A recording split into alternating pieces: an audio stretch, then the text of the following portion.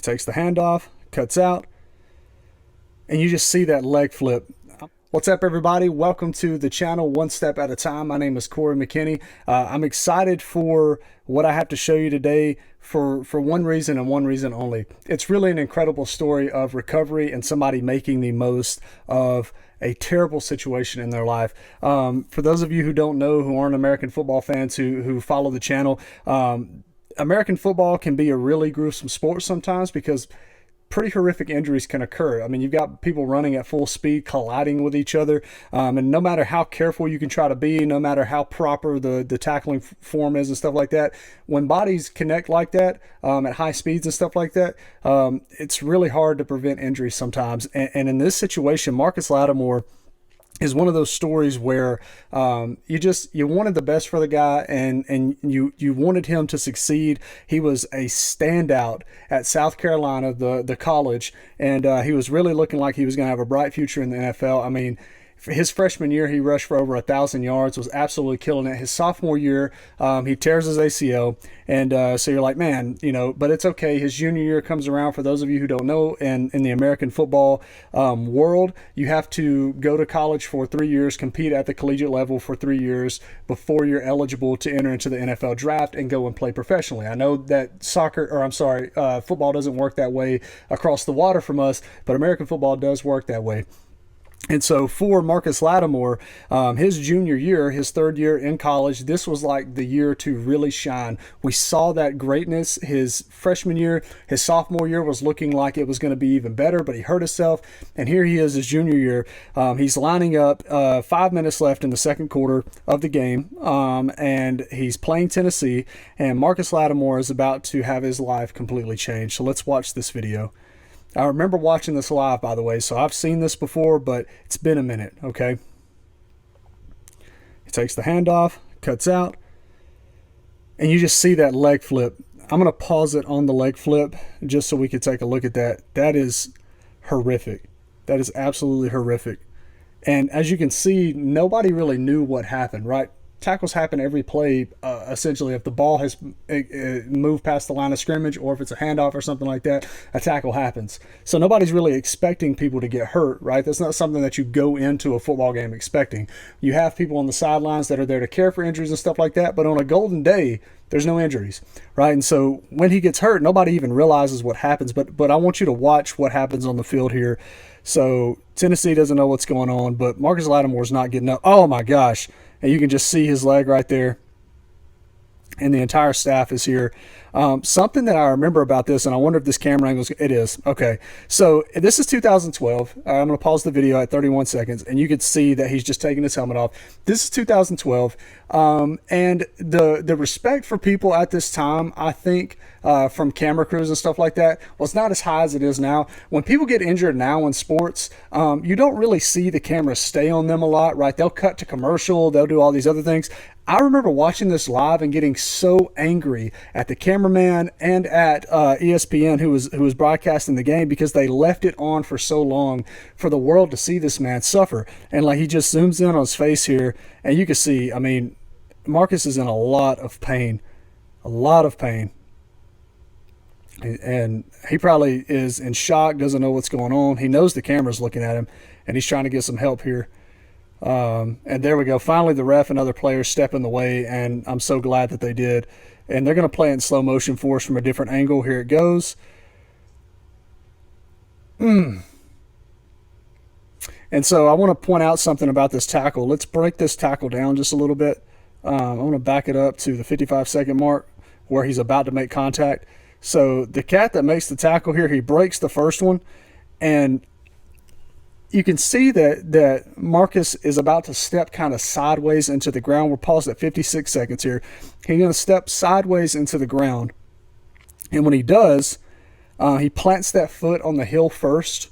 And when he does, his leg is hyperextended, right? I've been working on these exercises in my recovery of kind of getting that heel, pulling my toes back, getting that heel flat, and flattening out my leg into hyperextension, right? That's a healthy knee can hyperextend pretty far.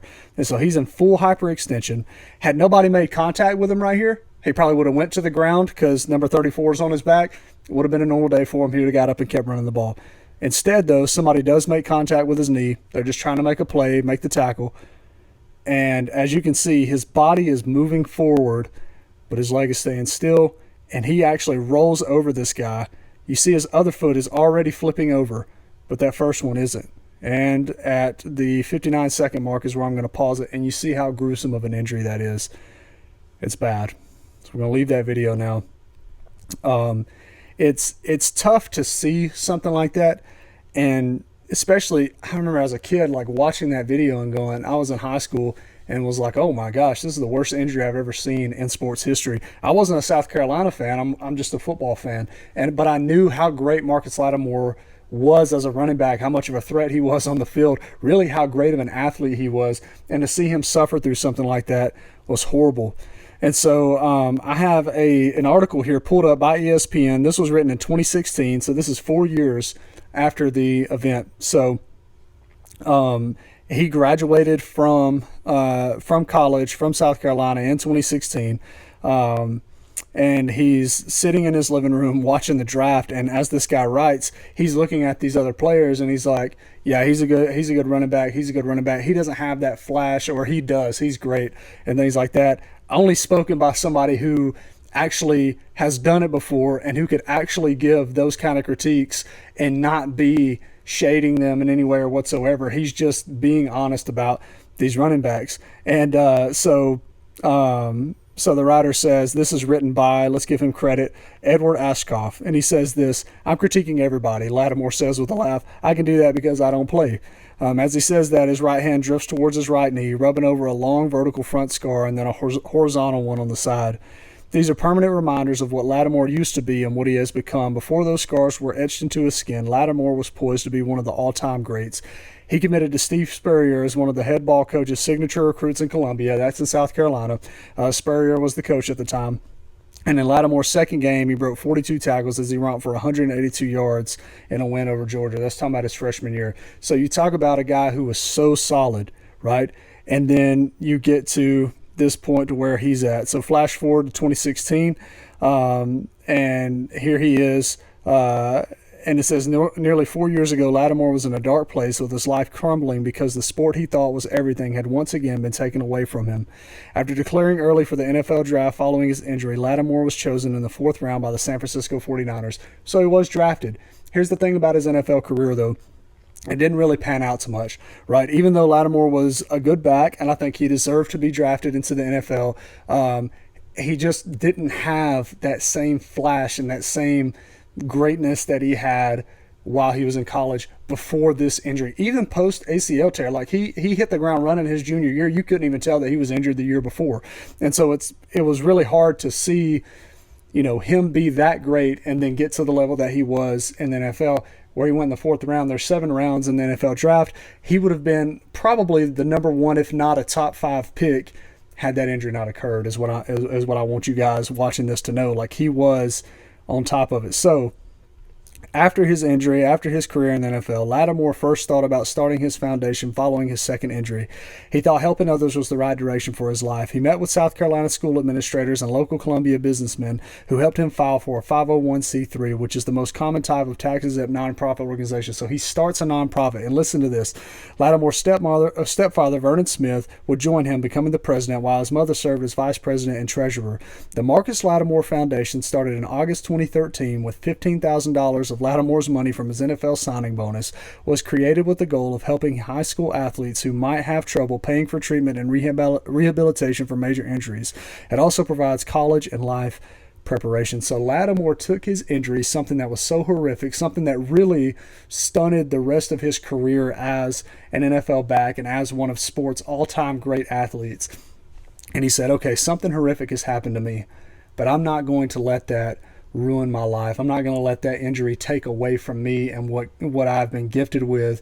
And he actually sets forth and creates a nonprofit to help people in the same position he is in, but even in a different position in high school, especially nowadays with NIL deals, people in college getting paid to play sports and things like that. He's taking it even a step further and say, for these high school kids that look so promising and things like that, who get injured and need help paying for things, this is what my nonprofit organization is for. And I'm going to help them get prepared for college. For college students, I'm going to help them prepare for the NFL and go over rules and things like that, and things that they need to know, and help them secure contracts that even if they get injured, it is going to allow them to continue to get paid and things like that. And so Lattimore is an incredible human being. I'm so happy that he took what is supposed to be something that ruins his life, essentially, and instead of allowing it to do so, says, no, I'm not going to let that stop me from helping other people out and from taking this leg injury and doing the most that I can with it. And so hats off to Lattimore and his nonprofit organization. Very happy to see that a football player that I once looked up to as like, man, that is a great athlete who suffered something so horrific, was able to make something out of that situation. It really gives a lot of hope and a lot of inspiration for anybody who has been through a significant injury or has encountered hardship in their life. You know, that thing does not have to define you, right? Moments in our life are not what define us. It's what we do with those moments. It's what we do with the things that are thrown at us that end up defining us. The injury is not what defines you. It's what you do post-injury that defines you, right? And so I'm so thankful to read that story, and what an incredible inspiration that was. Listen, if you like this video, I'm doing more videos like this where I go over sports injuries and some inspirational stories that follow, and some that might not be so inspirational. Either way, if you want a specific athlete covered or a specific story covered, leave it in the comments, like, subscribe, and I'll get to it, okay? But until the next video, I'll see you then.